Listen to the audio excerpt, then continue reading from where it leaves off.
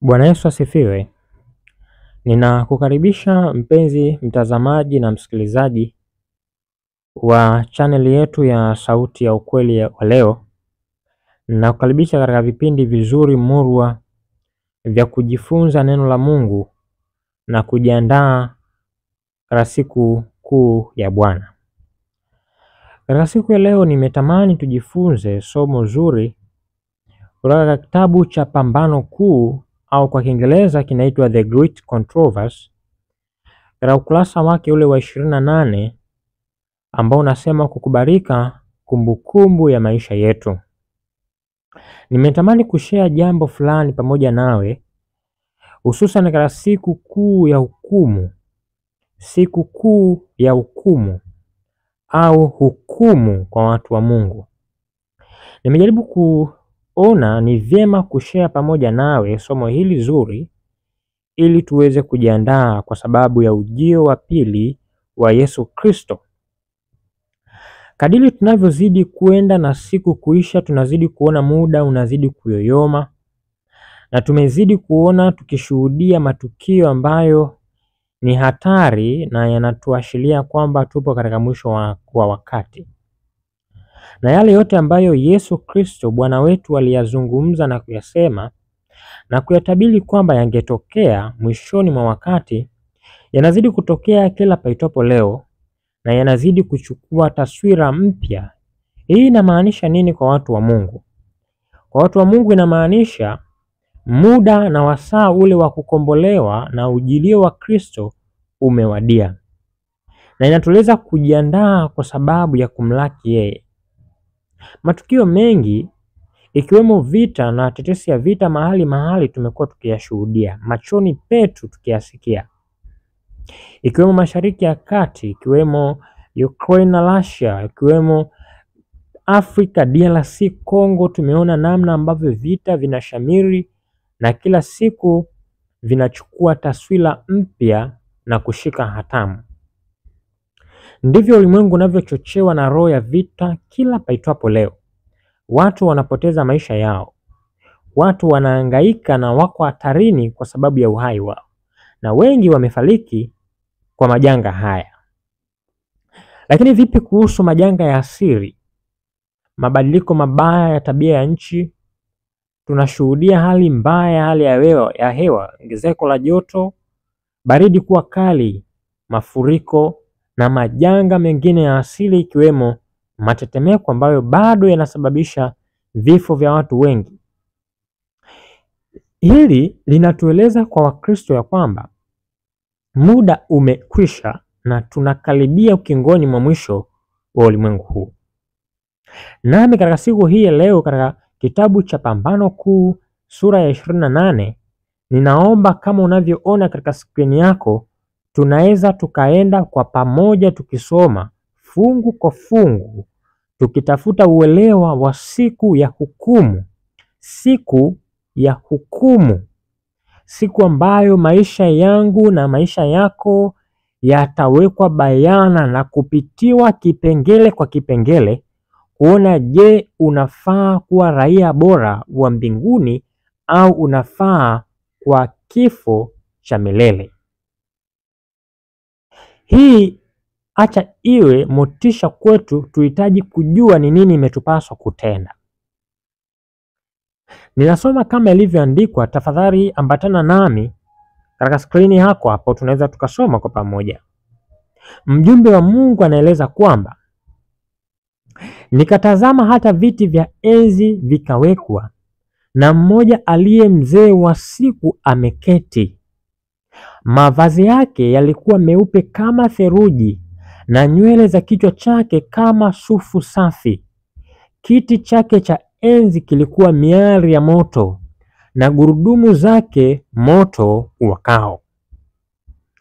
Mto kama wa moto ukatoka ukapita mbele zake. Maelfu elfu wakamtumikia, na 10,000 mara 10,000 wakasimama mbele zake.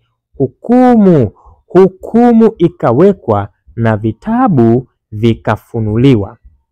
Hii inapatikana katika Danieli 7:9 mpaka fungu lile la 10.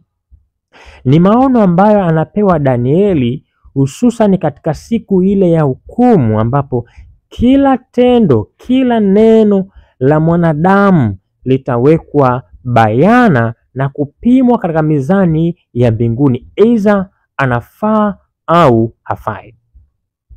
Iwe shauku yangu na shauku yako kuhitaji kufahamu siku hii ili ituandae kwa sababu ya kuulisi falme wa mbinguni. Tumemwona mzee wa siku ambaye ni Baba mwenyewe ameketi na mavazi yake yalikuwa ni meupe kama seluji na nywele za kichwa chake kama sufu safi. Kiti chake cha enzi kilikuwa ni miari ya moto, na anasema elfu na maelfu ya malaika walimtumikia, lakini hukumu ikawekwa na vitabu vikafunuliwa. Pendwa, anaendelea kwa kusema, haya ndiyo maono aliyopewa Danieli ya siku ile kuu ya hukumu, ambayo maisha ya kila mtu yatakapopitishwa katika uchunguzi wa hakimu wa dunia yote. Pendwa, liwe swali langu na swali lako, pale ambapo maisha yetu yatakapopitishwa mbele ya hakimu wa ulimwengu huu, ambaye yeye anaona sirini, anaona kila jambo, kila tendo, na anachunguza kila moyo wa mwanadamu. Je, jina litakapoitwa tutakubaliwa au tutakataliwa? Anaendelea kwa kusema, mzee wa siku ni Baba Mungu, yeye ambaye ndiye asili ya maisha yote ya kila kitu, chemichemi ya sheria zote. Ndiyo atakuwa mwenyekiti katika hukumu, na malaika watakuwa wahudumu na mashahidi. Hii hukumu ambayo inazungumzwa hapa ni ya haki na ya hakika, kwa sababu mwenyekiti ni Baba mwenye haki, ambaye ni Mungu mwenyewe, chemichemi na mwanzilishi wa kila kitu duniani na malimwenguni kote. Lakini mashahidi katika hukumu hii ni malaika watakatifu, ambao wao wamekuwa kipaumbele kuchukua taarifa zetu za kila tendo na kila kitu kwa uaminifu. Je, pendwa, tutasimamaje na tunasimamaje katika siku kuu hii ya hukumu? Anaendelea kwa kusema, nikaona katika njozi za usiku, na tazama, mmoja aliye mfano wa mwanadamu akaja na mawingu ya mbinguni, akamkaribia huyo mzee wa siku, akamleta karibu naye akapewa mamlaka na utukufu na ufalme, ili watu wa kabila zote na taifa zote na lugha zote wamtumikie. Mamlaka yake ni mamlaka ya milele, ambayo haitapita kamwe, na ufalme wake ni ufalme usioweza kuangamizwa. Hii nayo inapatikana katika Danieli 7:13 mpaka fungu la 14. Katika siku hii ya hukumu tunamuona Mungu Baba akiwa ameketi, na kisha Kristo naye analetwa mbele yake. Mungu Baba naye anaketi pamoja naye, ni kana kwamba wametazamana hivi. Danieli 7, mjumbe wa Mungu anajaribu kutueleza zaidi. Kuja kwa Kristo kunakoelezwa hapa siko kurudi kwake mara ya pili duniani, hapana. Kile ambacho kinaelezwa katika Danieli 7:13 na Danieli 7:9-10 haimaanishi kurudi kwa Kristo mara ya pili duniani, la hasha. Ni nini hichi basi? Mjumbe wa Mungu anasema kuja kwa Kristo kunakoelezwa hapa siko kurudi kwake mara ya pili duniani. Anakuja kwa mzee wa siku huko mbinguni, ili kupokea ufalme atakaopewa mwishoni wa kazi yake ya uombezi. Kuja huko ndiko kulitokea mwaka wa 1844. Unajua, katika mwaka wa 1844 kulikuwa na vuguvugu la wanamarejeo ya kwamba Kristo angerudi mnamo mwaka 1844, na tunafahamu historia hii ya William Miller na wenzake, namna ambavyo walihubiri ujumbe wa kurudi kwa Kristo. Lakini uelewa wao haukuwa sahihi, isipokuwa tarehe pamoja na mwaka ulikuwa ni sahihi wa tukio maalum. William Miller hakukosea kupiga mahesabu, hakukosea kufanya mahesabu yoyote, isipokuwa alikosea tukio. Tukio ambalo lilikuwa linaenda kutokea mwaka 1844 ni hukumu kuanza. Ilikuwa ni hukumu kuanza, Kristo kuhama kutoka kwenye chumba cha patakatifu na kuenda patakatifu, yaani mbele za Baba yake kwa huduma ya maombezi. Na ndicho anachokieleza, wala si kurudi duniani mara ya pili. Hivyo ndivyo ilikuwa mwisho wa unabii wa siku 2300. Lakini anaendelea kueleza, kuhani wetu mkuu anaingia katika patakatifu ili kufanya kazi ya mwisho, kazi yake ya mwisho, kazi yake ya mwisho ya kuombea wanadamu. Pendwa, katika mwaka wa 1844 ndipo Kristo aliingia kufanya kazi yake ya mwisho ya kuwaombea wanadamu, na ndipo hukumu iliwekwa, vitabu vikafunguliwa, Kristo yu mbele ya Baba. Je, mimi na wewe, jina litakapoitwa, Kristo atatukili mbele ya Baba yake? Sikiliza, kwa hakika mwaka 1844 hukumu ilianza kwa wafu. Ilianza kwa wafu kuanzia mfu wa kwanza, na itaenda muda mrefu baadaye, na si punde itahamia kwa walio hai. Je, swali langu na swali lako siku hii, jina langu litakapoitwa, dhamu yangu inapofika, Kristo atanikili? Shahidi aliye mwaminifu atanikili? Katika huduma ya hema takatifu hapa duniani, watu ambao dhambi zao zilihamishwa kutoka patakatifu ndio waliofaidi siku ya upatanisho. Hali kadhalika katika siku ya kuu ya uchunguzi wa mwisho, watu ambao yao yataangaliwa ni wale watu wa Mungu tu. Hukumu ya waovu itakuwa wakati mwingine.